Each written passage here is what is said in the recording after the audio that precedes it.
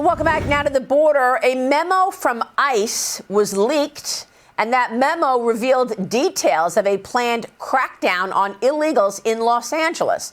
DHS Secretary Kristi Noem says she believes the FBI leaked it.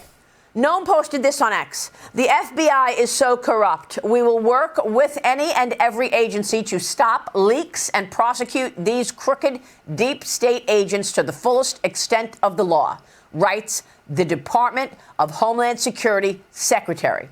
It comes days after a similar leak happened for a raid in Aurora, Colorado, where several Tren de Aragua gang members were allegedly able to escape capture because of the leaked memo. Joining me now is U.S. Border Czar Tom Homan. Tom, it's great to have you. Thank you so much for being here, and thanks for all of your efforts. That's number one. You were at that Colorado raid. Tell me what happened. Do you believe the FBI is behind leaking your plans and allowing these maniacs, these Tren de Aragua gangsters, to escape capture? Who wouldn't enjoy a little more 5 times in their life? Like 5 times more interest than the National Savings Act.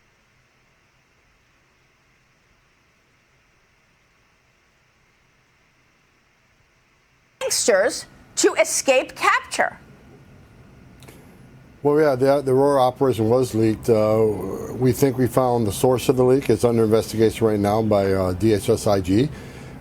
Secretary Noem, I agree with her that there's some information that tends to show that the second leak and the California operation may have been someone in the FBI.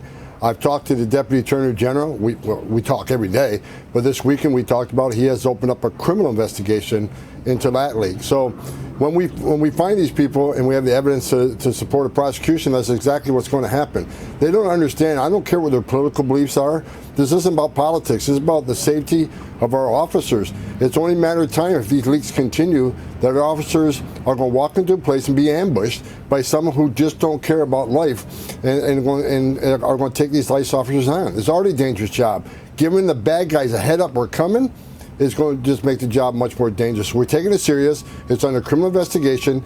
Those who are responsible will be held criminally responsible, and we'll prosecute them.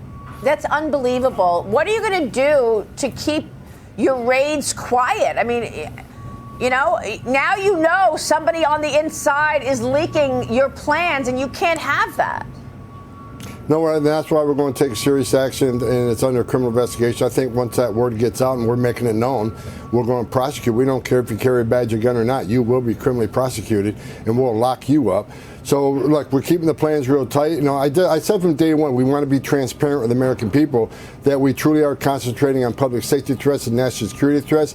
So we had some media ride-alongs. Bill Melugin did the Aurora. But, you know, we're keeping things close hold now. We're reevaluating, you know, how much media ride-along we want. I'm not pointing the finger at them. We can't show any leaks by the friendly media, but we're looking at everything. But here's what people need to understand. We're going to keep coming. This is not going to slow us down. In sanctuary cities, you want to put roadblocks up? We'll double the manpower in sanctuary cities. We'll double the targeting in sanctuary cities. If we can't get them out of their home, we'll get them at the workplace. We're going to increase worksite enforcement tenfold. We are not walking away. We're coming. We're not going to be stopped. We're going to keep President Trump's promise on looking for those who are in the country illegally that are a public safety threat. Nothing will stop us from doing this job. Well, that's terrific to hear because people are afraid of these dangerous gangs. Look, Kristi Noem also sent a letter to Treasury Secretary Scott Bessent, and she's requesting that the IRS provide agents for immigration enforcement. She says they can help with investigating illegal employment and money funding human trafficking. They can also assist with arresting, detaining, and transporting migrants, Tom. Tell me about this, because I know Joe Biden hired tens of thousands of IRS agents to try to look under every rock and audit all American citizens so that he can get more money raised through tax audits. How are you going to transition those people to become border agents? Well, it's really not that difficult for the IRS special agents who carry a badge and gun. They can certainly help on these operations. It only takes one immigration official with Title VIII authority, immigration authority, to make that arrest, but we can always use more armed officers to watch the perimeter, watch the back door. And certainly the non-officers in IRS, They can do keystrokes. They can sit there and process an illegal alien for us, and that takes a badge and gun out of that processing office and put them on the streets, which increases the manpower in the streets, increases the number of teams on the street. So they can be a force multiplier in many ways. I agree with the Secretary. We can use them in law enforcement and investigative capacity to chase the money, right? These criminal cartels count on the money they make. That's how they buy off Mexican officials. That's how they pay off, the corrupt customs officials. So chasing the money, IRS, great work.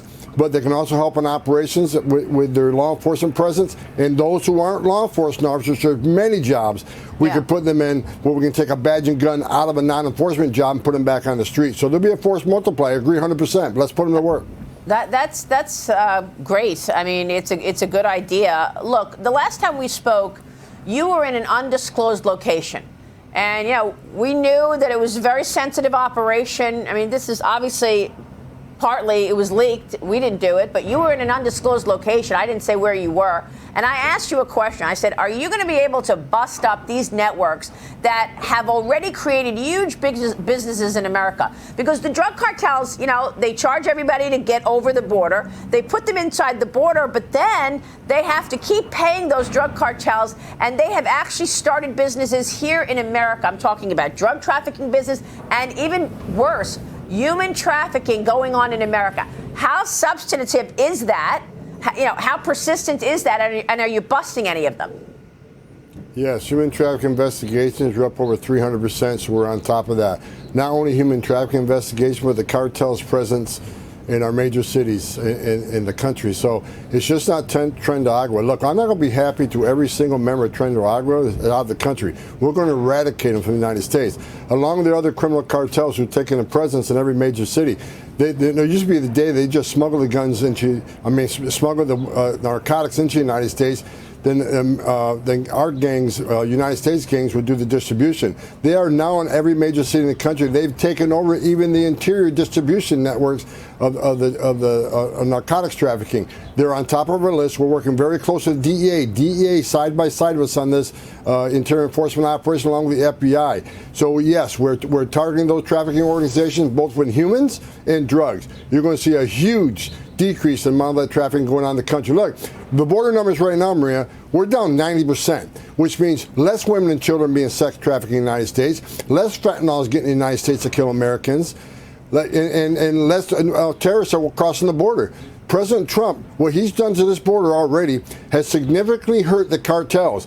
They're losing billions of dollars a month because of what President Trump has done. We're going to suffocate these people. We're going to shut them down because if they don't have money, they can't bribe officials, and they can't continue their business. So we're going to tackle just not in the United States, not just in Mexico, but worldwide. The Jalisco cartels in 43 countries around the globe. We're attacking them since President Trump has called them a terrorist organization. That opens up a wide net of what we can do with these cartels. We're on it. We're not going to stop till we finish it.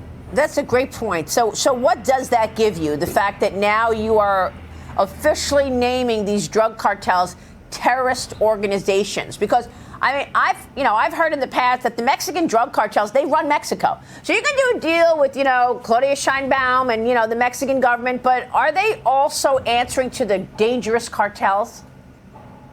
Oh, absolutely. Look, I've done this for over 3 decades. Like even our vetted units, the units that we personally vet in Mexico, the Mexican federal agents, we don't even tell them everything because we don't fully trust many people in Mexico. And look, the cartels have survived for decades in Mexico.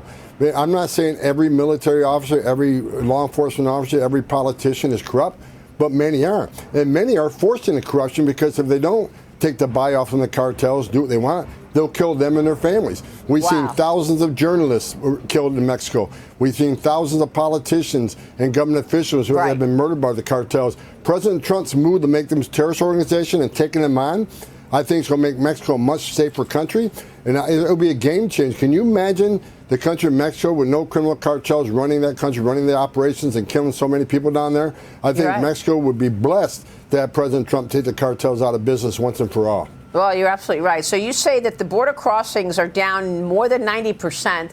So then illegals, reportedly, they're turning around and heading back. The officials are saying it's a new trend in Trump's border crackdown. They're not coming. Canadian police also caught more than a dozen illegal migrants trying to cross the border there, the north border, in below freezing temperatures, including 5 children reportedly wearing quote-unquote inadequate clothing. This happening as President Trump's tariff threats are pushing Mexico and Canada to ramp up border enforcement. How significant has that been, Tom? What do you want to tell us about the assistance that now you're getting from Mexico and Canada with regard to their troops or however they're helping your efforts at the border? Look, I think President Trump has proven with borders crossing down over 90%, Joe Biden could have done this. But, President Trump came in a matter of 2 weeks. 2 weeks have moved the border numbers down to numbers. The other day, Maria, less than 300. Less than 300. I've done this since 1984. I don't remember the numbers ever being less than 300. No, I agree with so you. Already great process on the border. Canada, I met with the Canadian officials. They're doing more to secure the border up there. Look, I grew up on the Canadian border. I know that border very well. Canada's now stepping up. Of course, they're putting military in their border now. So President Trump has done great things from Mexico and Canada by the pure power of the presidential office. President Trump's a game changer, and he's proven it every day. And Tom, I know that on average it